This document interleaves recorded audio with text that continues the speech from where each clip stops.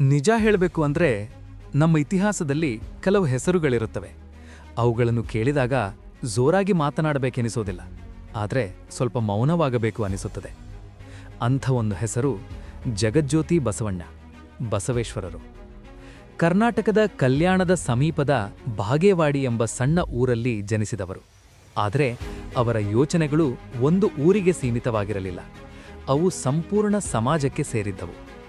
ಇಂದು ನಾನು ಜಗಜ್ಯೋತಿ ಬಸವಣ್ಣರ ಜೀವನವನ್ನು ಉಪನ್ಯಾಸದಂತೆ ಹೇಳೋದಿಲ್ಲ. ಒಬ್ಬ ಸಾಮಾನ್ಯ ಯುವಕ ಮಹಾನ್ ವ್ಯಕ್ತಿಯಿಂದ ಏನು ಕಲಿಯಬಹುದು ಅನ್ನೋದನ್ನು ಶಾಂತಿಯಾಗಿ ನಿಮ್ಮ ಜೊತೆ ಹಂಚಿಕೊಳ್ಳುತ್ತೇನೆ. ಜಗಜ್ಯೋತಿ ಬಸವಣ್ಣರು ಬಾಲ್ಯದಿಂದಲೇ ಪ್ರಶ್ನೆ ಕೇಳುತ್ತಿದ್ದವರು. ಏಕೆ ಮನುಷ್ಯನ ನಡುವೆ ಭೇದ ಇದೆ?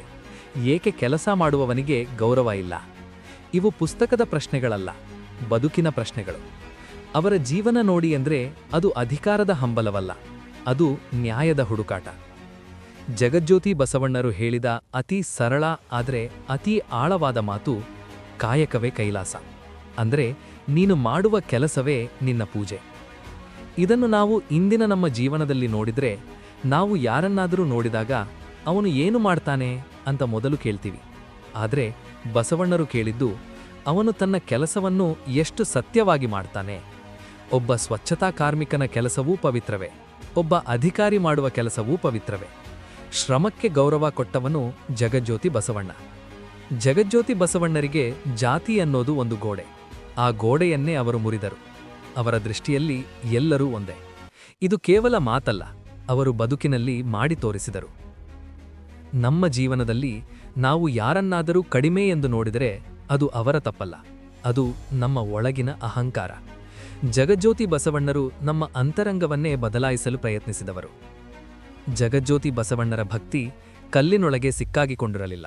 ಅವರು ಹೇಳಿದ ಭಕ್ತಿ ಎಂದರೆ, ನಿನ್ನ ಮಾತು ನೇರವಾಗಿರಲಿ, ನಿನ್ನ ನಡೆ ಶುದ್ಧವಾಗಿರಲಿ. ಇದು ಸುಲಭ ಮಾತಲ್ಲ, ಆದರೆ ಜೀವನವನ್ನು ಬೆಳಗಿಸುವ ಮಾರ್ಗ. ಇಂದು ನಾವು ಬೇಗ ನಿರಾಶರಾಗ್ತೀವಿ, ಬೇಗ ಹೋಲಿಕೆ ಮಾಡ್ತೀವಿ. ಆದರೆ ಜಗಜ್ಯೋತಿ ಬಸವಣ್ಣರು ನಮಗೆ ನೆನಪಿಸೋದು ಒಂದೇ ಮಾತು: ಶ್ರಮಕ್ಕೆ ಬದಲಿಲ್ಲ, ಸತ್ಯಕ್ಕೆ ಶಾರ್ಟ್ಕಟ್ ಇಲ್ಲ. ನೀನು ನಿನ್ನ ಕೆಲಸಕ್ಕೆ ನಿಷ್ಠನಾಗಿದ್ರೆ ನಿನ್ನ ಸಮಯ ಬರುತ್ತದೆ. ಜಗಜ್ಯೋತಿ ಬಸವಣ್ಣರು ಇತಿಹಾಸದ ವ್ಯಕ್ತಿ ಮಾತ್ರ ಅಲ್ಲ, ಅವರು ಇಂದಿಗೂ ನಮ್ಮ ಬದುಕಿನಲ್ಲಿ ನಡಿಗೆ ತೋರಿಸುವ ದೀಪ. ಅವರ ಮಾತುಗಳನ್ನು ಒಂದು ದಿನಕ್ಕೂ ನಾವು ಜೀವನದಲ್ಲಿ ಬಳಸಿದ್ರೆ ಅದೇ ಅವರ ಗೆಲುವು. ಇಲ್ಲಿ ನಾನು ನನ್ನ ಮಾತು ಮುಗಿಸುತ್ತಿದ್ದೇನೆ, ಆದರೆ ಜಗಜ್ಯೋತಿ ಬಸವಣ್ಣರ ಚಿಂತನೆ ಇಲ್ಲಿ ಮುಗಿಯಬಾರದು.